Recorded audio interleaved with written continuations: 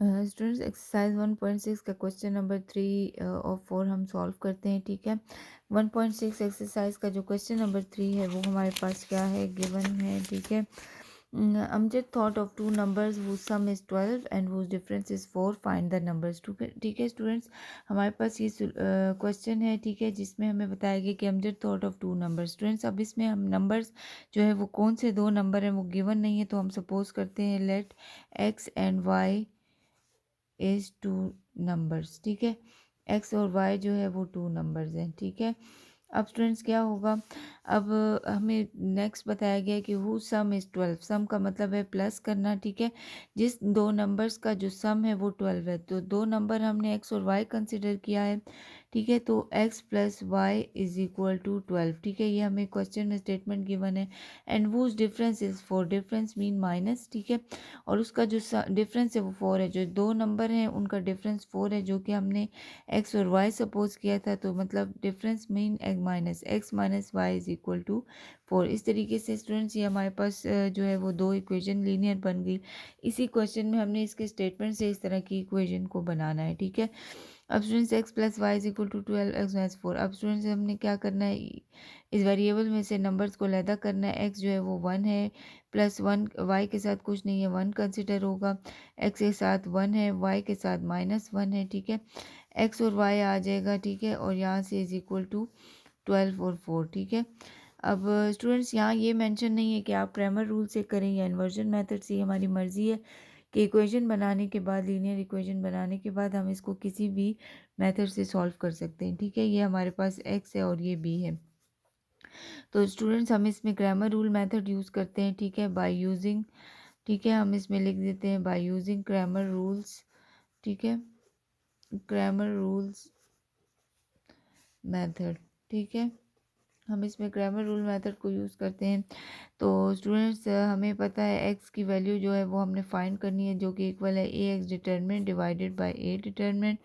ठीक है, फिर इसके बाद जो है वो हमारे पास है वाई जो है वो किसका फाइंड करेंगे, A Y determinant divided by A determinant है। ठीक है, तो स्टूडेंट्स ए जो है वो इन दोनों में ए डिटर्मिनेंट कॉमन है। पहले हमने ए डिटर्मिनेंट को फाइंड करना है, उसके लिए ए हमारे पास है 1 1 1 -1। ठीक है, ये हमारे पास ए है, इसका हमने डिटर्मिनेंट फाइंड कर लेना है। स्टूडेंट कैसे फाइंड करेंगे, क्रॉस मल्टीप्लाई, 1 को -1 से मल्टीप्लाई कर लेंगे। ठीक है, 1 को -1 से मल्टीप्लाई कर लेंगे और -1 को 1 से मल्टीप्लाई कर देंगे। ठीक है, तो स्टूडेंट्स यहाँ से ए डिटर्मिनेंट जो है वो हमारे पास 1 1 से -1 आ जाएगा। ठीक है, तो इधर से हमारे पास स्टूडेंट्स माइनस माइनस प्लस, तो -2 आ जाएगा। ठीक है, अब स्टूडेंट्स इसमें हमने ए एक्स डिटर्मिनेंट को भी फाइंड करना है, तो उसके लिए हमारे पास ए एक्स पहले फाइंड करेंगे। एक्स कैसे फाइंड करेंगे कि ए मैट्रिक्स का जो फर्स्ट कॉलम है उसको हमने बी के साथ चेंज करना है, मतलब 1 1 है, इसकी जगह हम लिख देंगे 12 एंड 4। ठीक है, बाकी 1 -1 अपनी जगह पर रहेगा।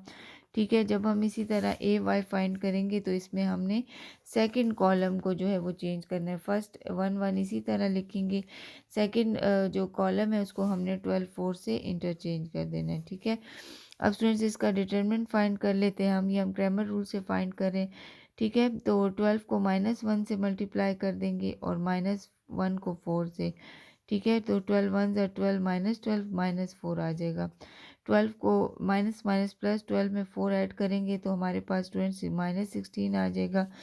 ठीक है, इसी तरह ए वाई डिटर्मिनेंट हम फाइंड कर लेंगे। ए वाई डिटर्मिनेंट को फाइंड करने के लिए 1 को 4 के साथ मल्टीप्लाई करेंगे, -12 1 ज़ा 12 हो जाएगा। ठीक है, तो ए वाई डिटर्मिनेंट स्टूडेंट हमारे पास 4 1 ज़ा 4 -12 आ जाएगा। ठीक है, तो ए वाई डिटर्मिनेंट जो है वो हमारे पास आ जाएगा, 12 में से 4 को माइनस करेंगे तो स्टूडेंट्स हमारे पास 8 आ जाएगा। ठीक है, -8 आएगा क्योंकि यहाँ 12 के साथ जो बड़ी वैल्यू उसके साथ माइनस का साइन है। अब students x is equal to A X determinant divided by A determinant है। ठीक है, तो ए एक्स डिटर्मिनेंट की जगह हम -16 लिख देंगे, डिवाइडेड बाय ए डिटर्मिनेंट है, उसका आंसर -2 है। ठीक है, यहाँ पे हमने -2 लिख दिया। अब स्टूडेंट्स यहाँ पर y is equal to A Y determinant है। ठीक है, divided by A determinant, y is equal to A Y की डिटर्मिनेंट की जगह -8 लिख देंगे और ए डिटर्मिनेंट जो है वो -2 के इक्वल है। इनको कैंसिल कर देंगे, माइनस माइनस साइन कैंसिल हो जाएंगे, 2 8 ज़ा 16, इधर से x की वैल्यू 8 आ जाएगी और ये माइनस माइनस कैंसिल, 2 4 ज़ा 8, यहाँ से y की वैल्यू 4 आ जाएगी। ठीक है, तो स्टूडेंट्स इस तरीके से हमने स्टेटमेंट को पहले इक्वेशन में कन्वर्ट किया, उसके बाद हमने क्रैमर रूल्स की मदद से हमने x और y की वैल्यू को सॉल्व 1.6 क्वेश्चन नंबर 4 को हम सॉल्व करेंगे। ठीक है, इसका क्वेश्चन नंबर 4 है the length of a rectangular playground is twice its width. ठीक है स्टूडेंट्स, यहाँ पर हमें लेंथ और विड्थ का बताया, एक रेक्टेंगुलर प्लेग्राउंड है। ठीक है, the parameter is 30, find its dimension. अब इसी तरह हमने इसको स्टेटमेंट को पहले लीनियर इक्वेशन में कन्वर्ट करना है। ठीक है, उसके बाद हमने उसमें मेथड यूज़ करके एक्स और वाई की वैल्यू को फाइंड करना है। पहले हमने स्टेटमेंट को समझना है कि वो हमसे क्या पूछ रहे हैं। The length of a rectangular playground is twice. Students, इसमें लेंथ और विथ है। ठीक है, तो लेंथ को हमने वाई कंसिडर करना है, विथ जो है वो हमारे पास एक्स हो गया। ठीक है, तो अब हमने क्या करना है कि हम इधर सोल्यूशन में जो स्टेटमेंट लिख देते हैं वो हम लिख देते हैं late length and with is y and x। ठीक है, ये हमने कंसिडर कर दिया। अब students, length of a rectangular playground is twice its width, तो इसका मतलब है कि जो 2y है जो कि लेंथ है, ठीक है, वो डबल है जो है वो x के। ठीक है, तो स्टूडेंट्स इधर से हमारे पास जो स्टेटमेंट बन जाती है वो 2y, ठीक है, प्लस एक्स इधर आके minus X is equal to 0। ये हमारे पास जो है फर्स्ट लीनियर इक्वेशन इस स्टेटमेंट से बन जाती है। ठीक है, क्योंकि इसमें बताया गया है कि लेंथ जो है वो डबल है, ट्वाइस है, तो इसीलिए हमने यहाँ पे 2y को यूज़ किया। ठीक है, is equal to X is equal to with को हमने x कंसिडर किया हुआ है। ठीक है, ये हमारे पास फर्स्ट लीनियर इक्वेशन बन गई। अब स्टूडेंट, द पैरामीटर इज 30। अब ये रेक्टेंगुलर मैट्रिक्स रेक्टेंगुलर की बात हो रही है। ठीक है, ये रेक्टेंगुलर शेप में है। ठीक है, ये हमारे पास जो है वो विद हो गई, ये हमारे पास लेंथ हो गई। ठीक है, ये हमने जो है y कंसिडर किया, ये हमने x कंसिडर किया। ठीक है, तो स्टूडेंट्स, पैरामीटर ऑफ रेक्टेंगुलर जो है वो हमारे पास जो है वो उसका फार्मूला होता है। ठीक है, पैरामीटर किसी रेक्टेंगुलर का हमारे पास जो है वो इक्वल होता है 2x प्लस वाई के। ठीक है स्टूडेंट्स, यहाँ पर 2x प्लस वाई, ये पैरामीटर का रेक्टेंगुलर है, हमेशा 2x प्लस वाई रहेगा। स्टूडेंट्स, तो ये हमने खुद से नहीं लिखा, बल्कि ये रेक्टेंगुलर का पैरामीटर है जो कि 2x प्लस वाई के इक्वल होता है। अब स्टूडेंट्स, यहाँ पर बताया गया कि पैरामीटर 30 के इक्वल है, तो यहाँ पे हम इसको 30 लिख देते हैं। अब इसको हम मज़ीद सॉल्व करेंगे, 2 जो है इसको अगर हम उस तरफ ले जाएँ तो ये 30 के नीचे जाके डिवाइड हो जाएगा। ठीक है, तो x plus Y is equal to, यहाँ से 2 15 ज़ा 30 आ जाएगा, तो यहाँ से जो है वो हमारे पास students x plus Y is equal to 15 second equation आ जाएगी। ठीक है, अब ये दोनों लीनियर इक्वेशन हमने इस स्टेटमेंट को पढ़कर हमने इससे जो है वो फाइंड कर दिए हैं। ठीक है, अब स्टूडेंट्स, हमने इसमें से जो है वो कांस्टेंट नंबर को अलहदा करना है। y के साथ 2 है, 2 लिख देंगे, ये माइनस एक्स है मतलब -1 है। ठीक है, x के साथ कुछ नहीं है, 1 है, y के साथ भी कुछ नहीं है, 1। यहाँ पर एक्स वाई आ जाएगा इज इक्वल टू b में हमारे पास 0 और 15 है। ठीक है, तो a x is equal to b। स्टूडेंट्स, यहाँ से हमें बताया नहीं गया कि आप किस मेथड से सॉल्व करें, हमारी मर्ज़ी है कि हम इसको इन्वर्जन मेथड से सॉल्व करें या क्रैमर रूल से। तो हम इसको क्रैमर रूल के मेथड से सॉल्व करते हैं।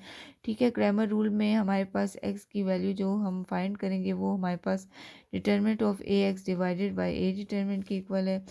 ठीक है, तो और स्टूडेंट्स, जो हमारे पास y है वो भी हमारे पास A Y determinant divided by A determinant के इक्वल है, तो इसलिए हम सबसे पहले ए डिटर्मिनेंट को फाइंड कर लेते हैं।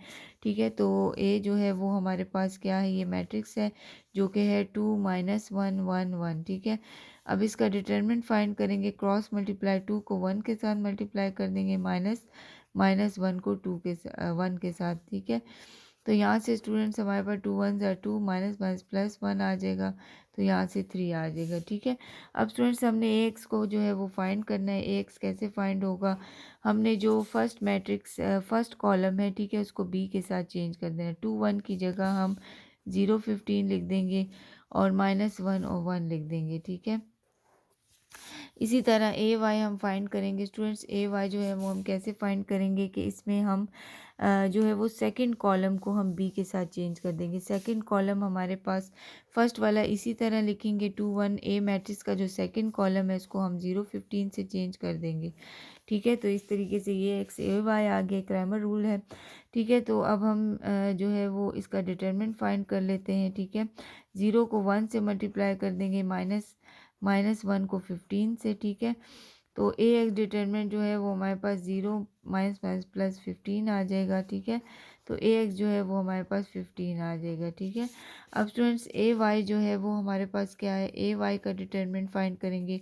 2 को 15 से मल्टीप्लाई कर लेंगे। ठीक है, और माइनस 0 को 1 से। ठीक है, तो स्टूडेंट्स 15 को 2 से अगर हम मल्टीप्लाई करें तो हमारे पास 30 आ जाएगा।